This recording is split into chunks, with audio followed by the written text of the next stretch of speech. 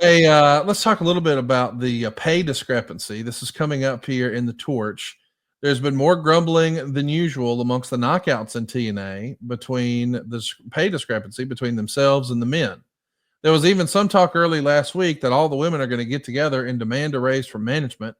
However, the 3-day tapings in Orlando concluded without any type of confrontation. But there were a lot of backstage complaints about TNA hiring 3 wrestlers out of Team 3D training school. The feeling in the locker room is that Team 3D students Rob Terry and Jesse Neal are not ready for prime time and should still be in training. Meanwhile, several people have balked at the decision to hire knockout Betsy Ruth. Some in management see her as a potential replacement for Awesome Kong in the knockouts division. Like Terry and Neal, she's considered very green, and the feeling is yada, yada, yada. Here's the deal, though. Ruth is making $250 per appearance. That's what's guessed here. And it's written here, hey, you could have retained Awesome Kong if you just would have bumped her up that same $250. This feels like a constant discussion here, Jeff, where guys are not happy with their payoffs. I guess that's the story as old as the day is long. But we've also heard that the knockouts are pretty consistently some of the highest rated segments. Was this an uphill battle? Why did the pay discrepancy exist? Like, if we know that they're solid on ratings, why wouldn't we pay them more? And how is this accurate that you think you could have saved Awesome Kong if you would have bumped her a fairly nominal amount? But meanwhile, we have that in the budget to add 3D training kids. I get that this is sour grapes from whoever's reporting this to Wade, but it's not the first time you heard it.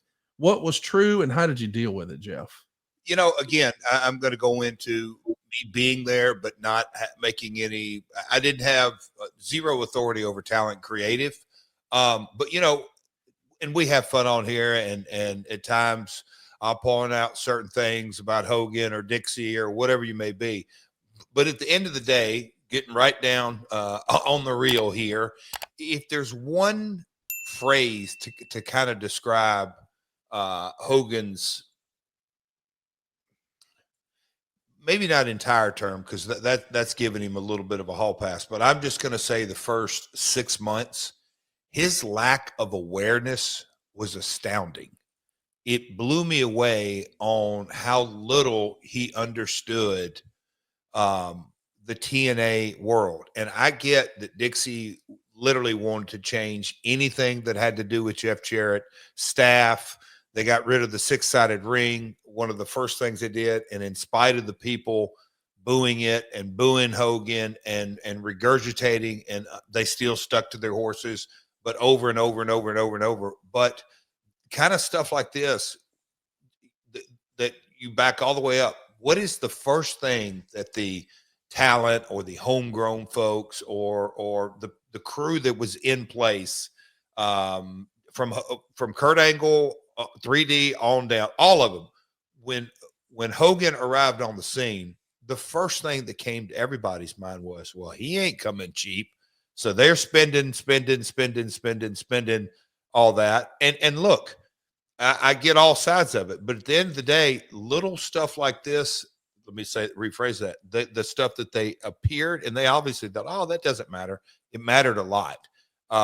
And stuff like this, there was issues across the board, and we're going to get into it, Roxy and ODB and all kinds of things. And so the context of kind of dismissing things, specifically guys' paydays, it just was a powder keg, because it was within a month that Hogan arrived, the missteps were all over the place, and they didn't address any of them. They're complete. Hogan's, in my opinion, his complete lack of awareness of who the TNA fan base was, and probably equally as important, who the TNA roster was and who they were. He didn't take the time to get to know anybody. And that, to me, started putting nails in his coffin from the day he walked in, unfortunately. Because, man, I was all for he will be a great ambassador for us, but it never materialized. I can't believe this was a real sentence. This is from The Torch. This is 2010. Wrestlers are sounding off about the company using Okata. He's said to be not as talented or popular in the locker room as Kiyoshi, who isn't getting much of a push. Yep. I mean, Okada, of course, is going to be on a collision course. We're just a couple of weeks away from a rematch of one of the greatest trilogies in wrestling history. I'm talking about Okada and Kenny Omega. They're going to hook it up on Saturday, July 12th at AEW's first stadium show here in America. Tickets are on sale now at AEWTIX.com.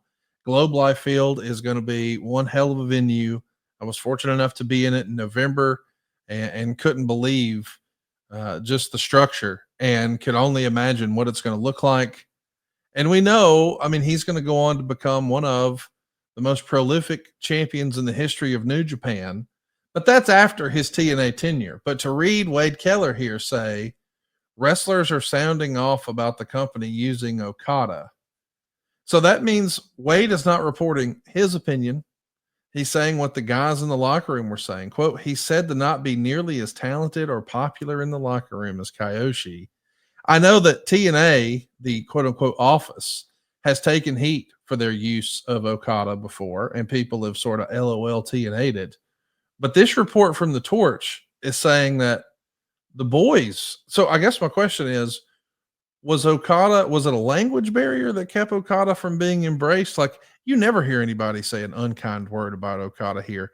Why wasn't it a better fit in 2010? Was it just timing or something else, Jeff? I think, I mean, we can come up with 1,000 different rationalizations is kind of the word that comes to my mind. I don't want to say excuses, but all kinds of ideas and concepts. But at the end of the day, Okada, a young boy, I'll say that with all, because I have been around and seen it, worked with a lot of them. Culturally, a young upstart in Japan will get the opportunity to come to America 3 months, 6 months, 9 months, 12 months. I mean, when I think back over time, Onita came to this territory right here, witnessed the concession stand brawl.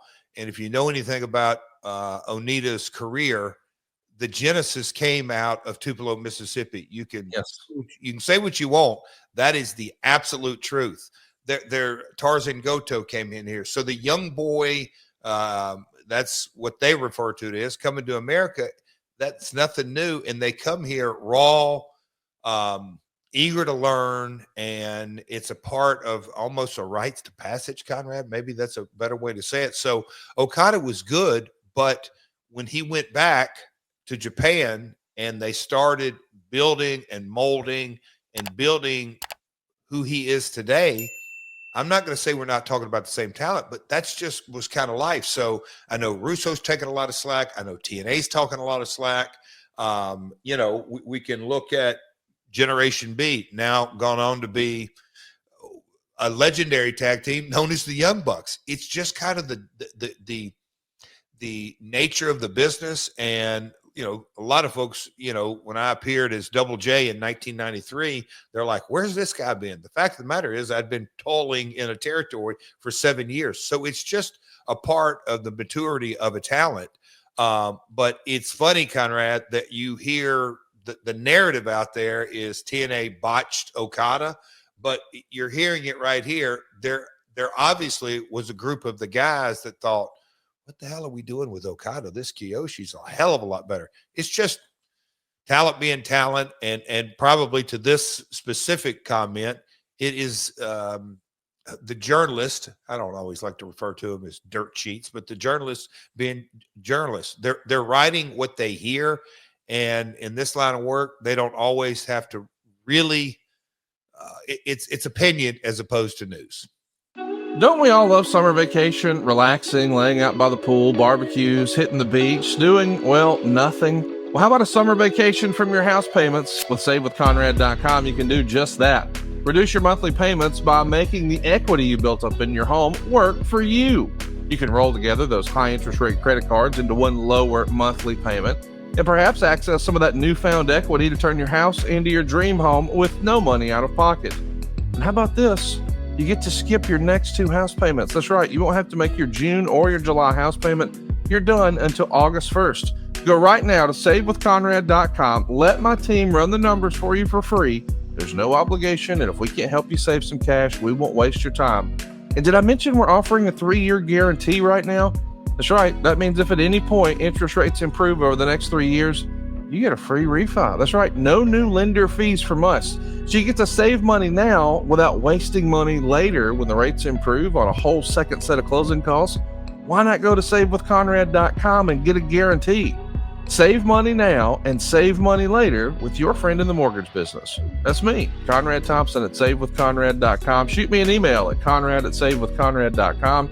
Give us a call at 888-425-0105 or get yourself a quick quote. Even talk to a live person right now at savewithconrad.com. NMLS number 2129, equal housing lender. Let's take a summer vacation from house payments at savewithconrad.com.